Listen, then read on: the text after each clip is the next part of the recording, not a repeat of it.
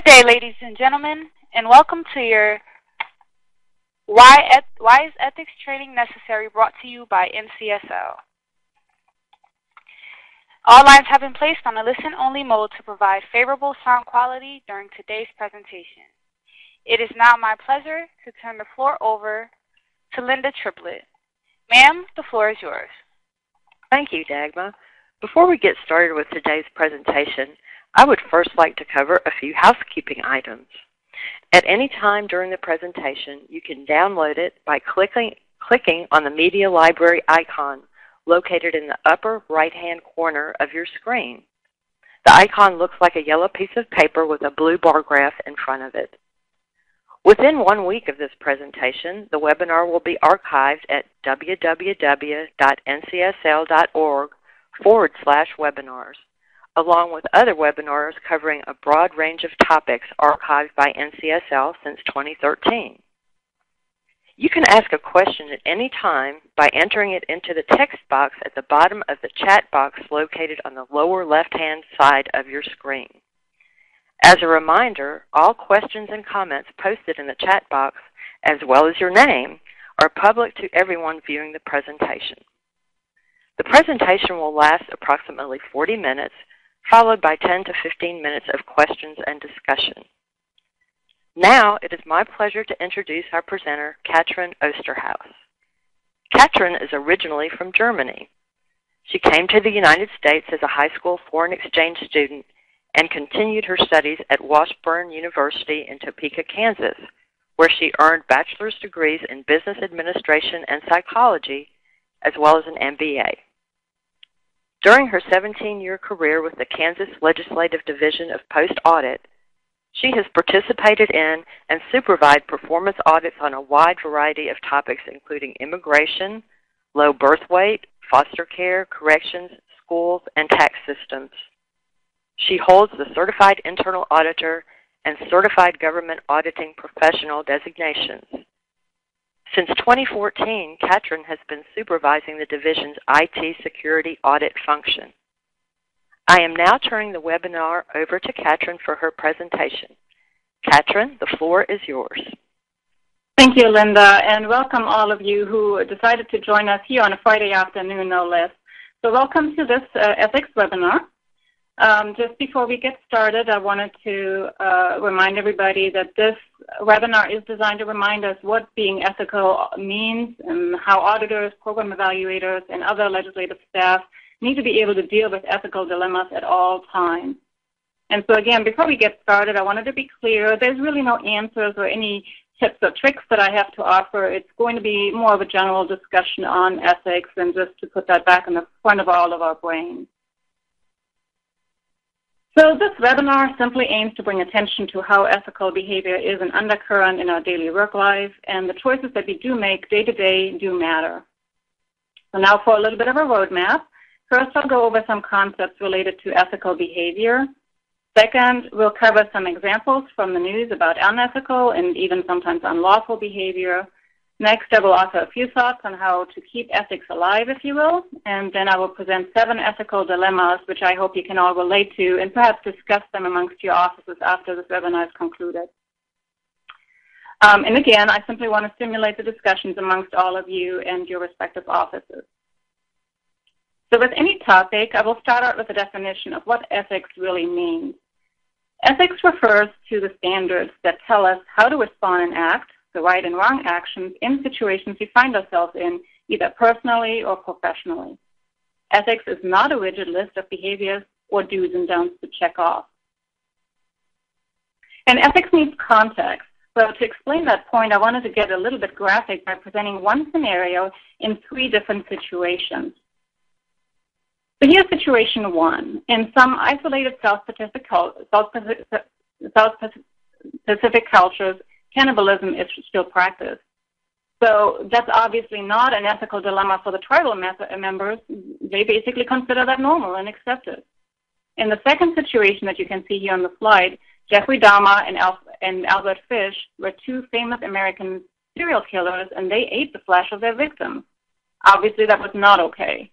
And as a result, Adama was beaten to death at the Columbia Correctional Institution in 1994, where he ultimately ended up. And Fish was executed by electric chair in Sing Sing in 1936. So here comes the tricky part. Situation 3. In 1972, Flight 571 went down and crashed in the Andes. 16 of the 45 passengers survived after more than 2 months in almost 12,000 feet in very harsh conditions. And they survived in part by eating the dead passengers preserved in the snow. So how do we reconcile that? And is that ethical? So that gets to the next obviously question, which is, can ethics change over time? We've just seen that different groups can have different ethics for the same situation. So if behaviors in a society can change, what's considered ethical and what is not can change too. And as we've seen from the cannibalism example, the context in which life occurs is hugely important to begin to judge whether the behavior that we see is ethical or not. And while our professional standards generally do not change, it's important to understand that society ethics can influence our personal ethics and therefore also the ethics in the workplace.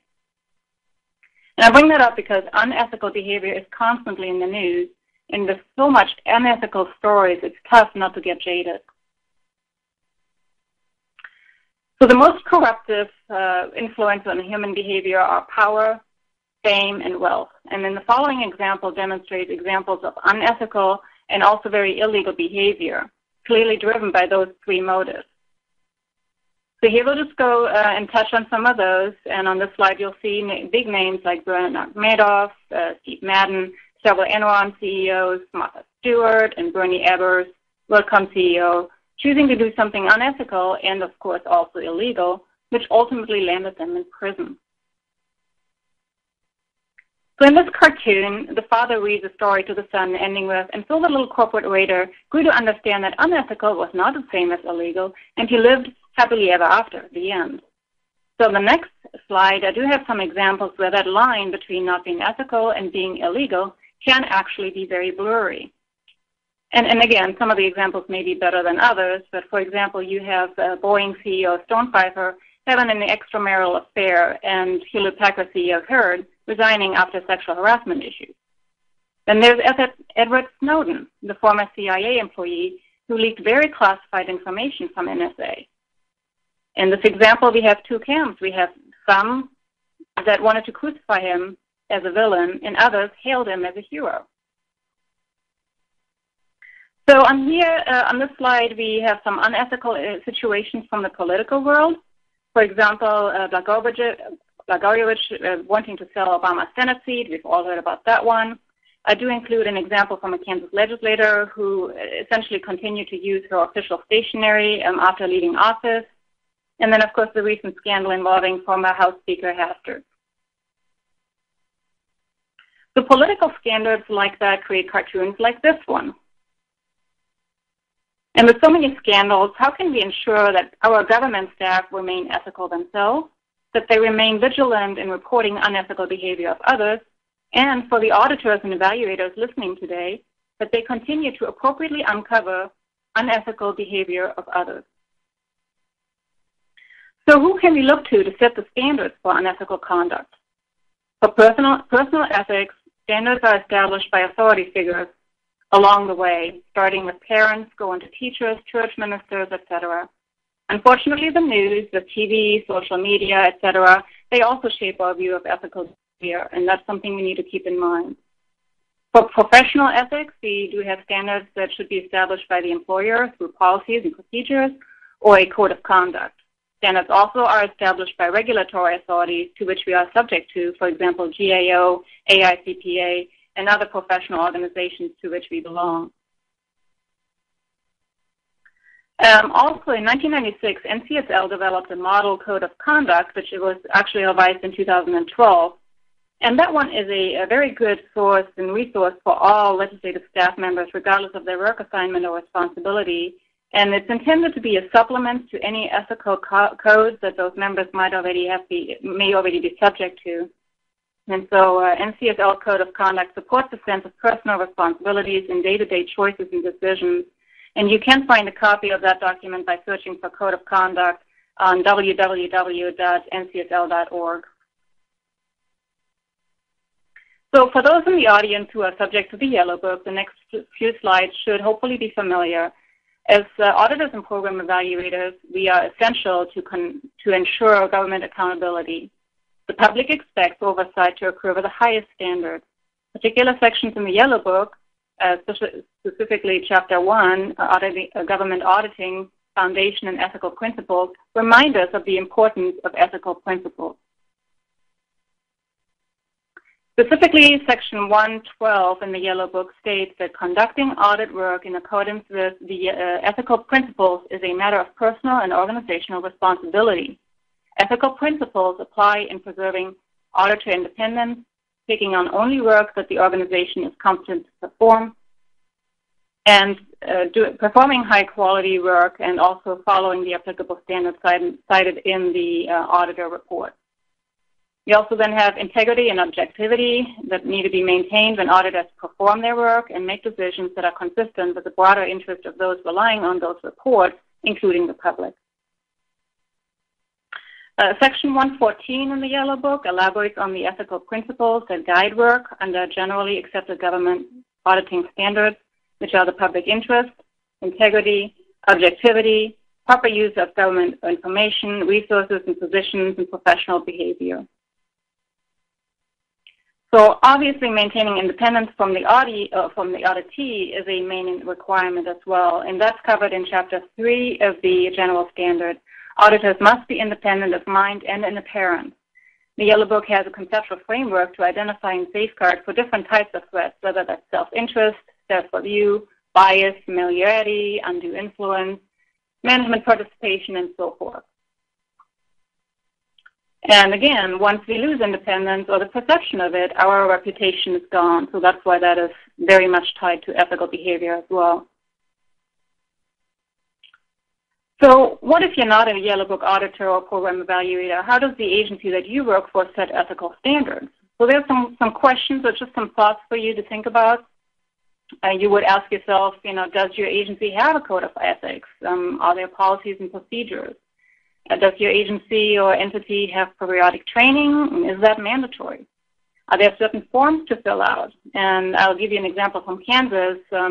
Certain officers and employees must fill out statements of substantial interest annually. And it's related to ethics in that it requires those persons to disclose their connections, which is something to look at in case you want to know something about how that person might be, connected and it's not legit. What about individual code of ethics? Again, through professional certifications. Examples here would be, again, Institute of Internal Auditors, the IIA, Association of Government Accountants, the Association of Certified Fraud Examiners, Project Management Institute. All those entities might have a code of conduct to lean on. So on this slide here, it basically reminds you that most states do have also a state governmental ethics committee and commission as well, and those places may offer additional information as well, or a place to ask questions if you have concerns about particular situations. And as this slide shows, 47 states have oversight committees and 42 states have ethical commissions, ethics commissions. These legislative committees typically are designed to provide internal oversight of ethics laws, which, while the commissions really do investigate dubious campaign donations, state employees alleged to have taken bribes, things of that nature. But be aware that some of the commissions actually do lack an independent enforcement, so that makes their role maybe less than effective. And you can find more on the link shown, which again, they are available to you at any point. So now that we've reached this part in the presentation where I want to present a number of ethical dilemmas, and first off, as a disclaimer, these are all fictional, though I should point out that there is a hidden truth behind every one of them, and the reason I say that is where my feeling about how important it is to talk about ethics comes from, because these situations, maybe not in the form that you'll see them, these situations do happen. They're not that far removed from the truth. And as I mentioned at the beginning, there's not going to be really any kind of discussion for us here, but hopefully the point is to provide some thinking and promote some discussions at your offices. Maybe after this webinar is over, and you want to set up kind of an internal setup where you can discuss some of these as kind of an extension of this webinar. And again, the way we deal with these situations can and often does have immediate and long-term consequences for ourselves, others, and the organization. And so again, I would like to recommend to use these scenarios and maybe have a discussion group after this webinar or build some training around them or what have you. All right, so let's get started with these scenarios. The first one's this. You have a deputy audit director receiving a big fine for illegally parking downtown Chicago on the weekend. She's contesting the fine with the city management on account of not being able to access her building because there's a parade going on which closed the street. Now, in her letter, she claimed she was downtown for work purposes and she could not park in her parking garage. She uses her title in the closing of the letter, essentially to get out of that fine because hoping, or implying that because of her title, and because of her work connection, that should be acknowledged. So in that case, questions I would pose, in your assessment, would the scenario change if you knew that the person was there for the parade instead? How do we really know that she's there to work? Does your assessment change? The building warned staff about parking problems beforehand? And if she was working, was it okay to use her title? And why? Was that necessary? Is that okay? Why or why not? Is it okay for auditors or legislators to use their title when conducting private business or when responding, on basically private issues such as a parking ticket? So again, just things to think about. Here we're going to jump into the second situation dealing with work papers. So here we've got work papers that from an experienced team member, but the supervisor finds out that much of the interview is actually made up. And in following up, she learns that the auditor felt pressure to get the work done and couldn't really ever get the interviewee on the phone, causing him to just make up answers he thought would have come from that interview. Because the supervisor concurs with the auditor's justification that the work really was not that important and it was not instrumental to answering the audit. And the supervisor essentially tells the auditor not to do it again, but does nothing else. So questions to ask here. Does the assessment change if the team member was very inexperienced as compared to being experienced? If that inexperienced person didn't know much about the auditing profession, does that change the flavor of this? Does your assessment change if you knew that the staff person had seen his supervisor act this way? That could definitely, hey, copycat, right? And who really is unethical here? Is it both? Supervisor only? Staff member? All those are questions. And then the last one, just as a matter of course, does the tone at the top matter in how you judge that auditor or the supervisor? Okay, jumping right into the third scenario here, we've got an internal audit department which presented audit findings from a high-profile audit on emergentness. Afterward, the audit manager gets an anonymous letter from someone within the agency that was audited with proof that several of the findings are wrong. The information proves that the audit report, as published, states the problem.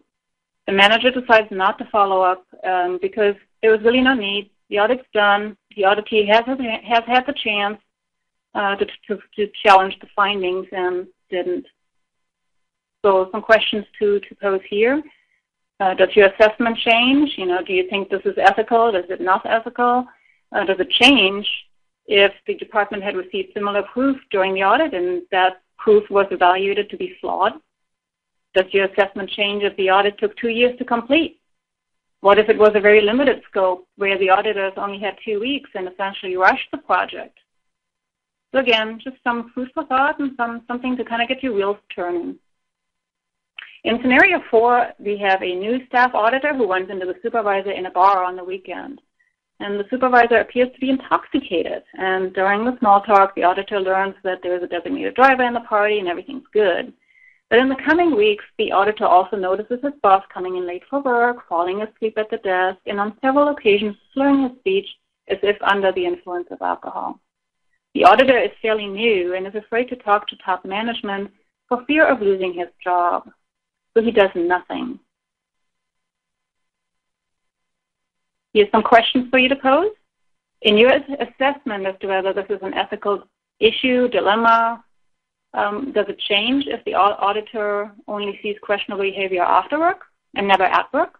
Does your assessment change if the auditor only sees the supervisor taking long naps and slurring his speech at work and never had that quote-unquote bar experience? What's the problem with reporting it? What's the problem with not reporting it? What makes it unethical? And does any of that change if the supervisor has a medical condition producing some of the behaviors and the bar experience never happened? Just, again, changing the situation slightly, and all of a sudden you might feel differently about these situations. But it's important to keep that going and keep them to think about that, because these things do happen every day of our lives. Here's scenario 5, where you have a program evaluator, and that group, essentially they're working on a big project. It's requiring a long stretch of time at the agency. And at the start of the on-site fieldwork, the audit team makes the conference room available and offers evaluators to enjoy the donuts, granola bars, fruit, and other snacks, as well as drinks stored in the fridge. When the supervisor voices concerns about the offer, the auditee claims that the refreshments are not specifically put in the conference room for them, but are always available to whoever is using the facility. Here's some questions for you to think about. Does creating the goodies create an independence issue? And therefore it may become unethical. Why or why not? Does your assessment change if you've heard on good authority that the entity really does offer goodies to whoever works in their facility? And where do you draw the line? Just water and coffee? Having the agency take you out for lunch after the entrance conference, after the exit conference? Those are all the gray shades that you might run into when you deal with those types of independence, at least perception issues. And again, just something for you to kind of maybe discuss and talk about and figure out, what does your office allow? Where is the line in the sand? Moving to situation 6. Here we have an auditor who is working on an audit dealing with contractor salary issues. As a result, he has access to the salary of a number of his friends working as contractors for the state. He decides to look at salary because he's always wondered what they were getting paid. And here's your questions for that scenario. Does your assessment change if the auditor's friends were randomly chosen as part of the actual audit work and the auditor had no choice but to see their salary? Should the auditor have recused himself from the audit due to independence issues? What if it's a small audit shop and he couldn't really do that? What remedies does your office have to prevent those types of issues if you are looking at certain data that may tempt people to look up things that they should really not privy to as part of the audit anyway? And then the last situation here, we've got a very experienced auditor in a small shop who overhears a supervisor yelling and cursing at one of her teammates. This is not the first time it happened. Others have complained about her not having people skills and having bullied other audit staff, always subordinates, and have also bullied other office staff. The auditor overhearing the incident also knows the boss has been informed and is aware of the supervisor's poor communication skills. So that's the last scenario, and the questions that go with that is, who's really unethical here? Is the supervisor the trouble because he's the one that's doing the bullying? Or is it the auditor for not reporting it? Or is it really both?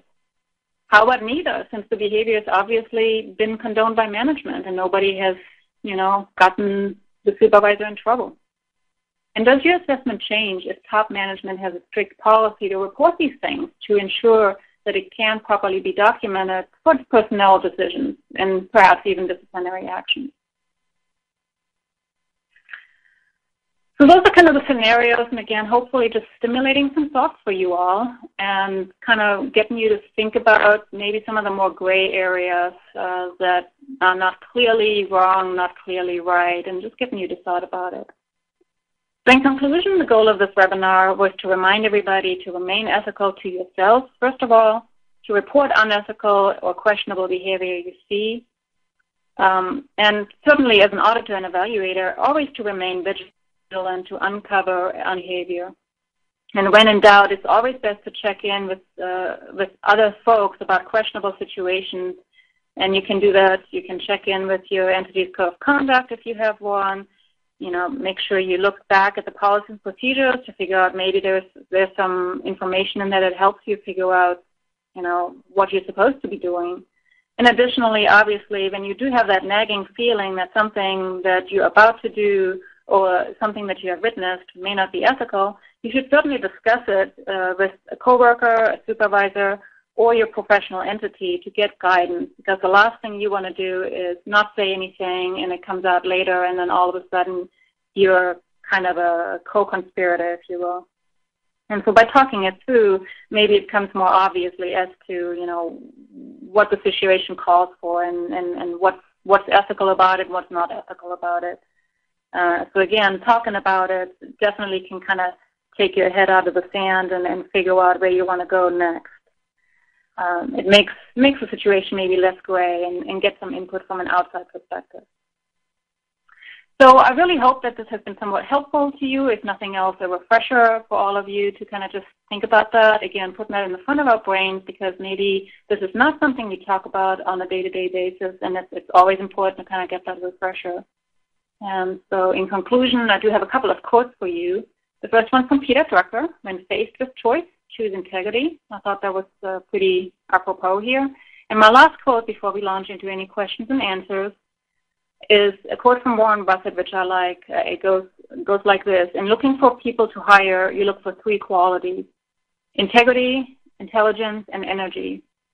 And if the folks that you're trying to hire do not have the first, the other two will kill you. It's basically implying if you don't have integrity, if you hire somebody without integrity, they can be very intelligent and very energetic, but they may be just the wrong apple to add to your mix. So hopefully, again, this was helpful to you, and that concludes my part of it. We'll be ready for any questions and answers. Linda, I'll turn it back to you. Thank you, Katrin, for a very interesting and informative presentation on an important topic. What caught my attention is that there's no way you can possibly address every situation in a code of conduct or ethics. Therefore, it does require a great deal of personal responsibility to conduct yourself ethically. I feel like I have completely shut down the public dialogue by some of my housekeeping rules, because I don't think anyone submitted a question in the chat form except for the ones about getting credit. That said, we'll start asking a couple of questions. Katrin, does your office have a formal ethics policy, and if so, could you describe it? Yeah, actually we do, because again, it's obviously part of the Yellow Book that we do follow, but we do have a special section in our policies manual that specifically discusses auditor ethics. It's actually in the planning section, which I'm not sure if that really helps find it, but we do make a point for the new folks to understand here is the Kansas ethics law, and there's citations for that. There's all sorts of rules that go with that, and that's the very clear-cut things. There's very clear rules about the meals that you can charge and not charge, things like that. But it talks about ethics kind of as a bigger point as well. So there's certainly rules in there as to what you can do and what you can't do. And then, of course, it does refer us back to the Yellow Book, which has the pieces of ethical importance that I've mentioned in my presentation. We also have a number of documents that we sort of attach to the Policy and Procedure Manual, and just kind of additional guidance. And, when I was getting ready to do this presentation, that's really when I found out, unfortunately late, but hey, better than never, we did find out about the NCSL Code of Conduct at that point, and so we made a point to add that to our goodies of documentation. So we always feel like if there is a good document, a reference tool that people can read, well, let's just add it in and help folks out. We do that, and then as far as training, we walk the first newbie, in and talk about ethics, but then we try to hit that topic a couple every 3 years, I would say, just to kind of, again, refresh everybody. And it's obviously a personal interest of mine, so I usually do that type of training. Right. Another topic that's kind of come up are generational issues with regard to ethics. Do you have any comments about differences in the generations as far as what is considered ethical? Oh, yeah, great question.